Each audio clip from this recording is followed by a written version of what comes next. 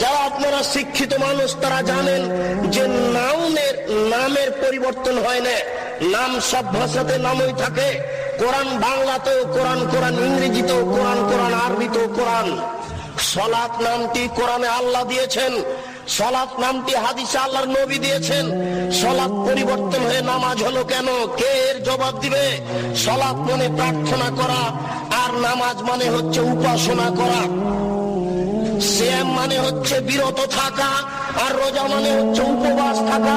সিয়াম নামটা নবী দিয়েছেন, সিয়াম নামটা আল্লাহ দিয়েছেন। সিয়াম হচ্ছে নাউন, কেন পরিবর্তন হলো এর জবাব কে দিবে?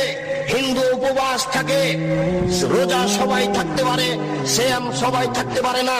সূর্য ওঠার পূর্ব থেকে ফজরের আজান থেকে নিয়ে সূর্য ডুবা পর্যন্ত খাওয়া পান করা যাবতীয় অপছন্দ কথা ও কর্ম থেকে বিরত থাকার নাম হচ্ছে সিয়াম। মাথায় কাপড় না দিয়ে একটা মহিলা রোজা থাকতে পারে, সিয়াম থাকতে পারে না। যাবতীয় অপছন্দ কথা ও কর্ম থেকে বিরত থাকার নাম হচ্ছে সিয়াম। একজন মহিলা ছোট ব্লাউজ পরে রোজা থাকতে পারে, সিয়াম থাকতে পারে না। একজন ব্যবসায়ী মিথ্যা কথা বলে ব্যবসা করে রোজা থাকতে পারে, সিয়াম থাকতে পারে না। সিয়াম মানে হচ্ছে বিরত থাকা, আর রোজা মানে হচ্ছে উপবাস থাকা। ঘুম থেকে উঠে সকালে দাড়ি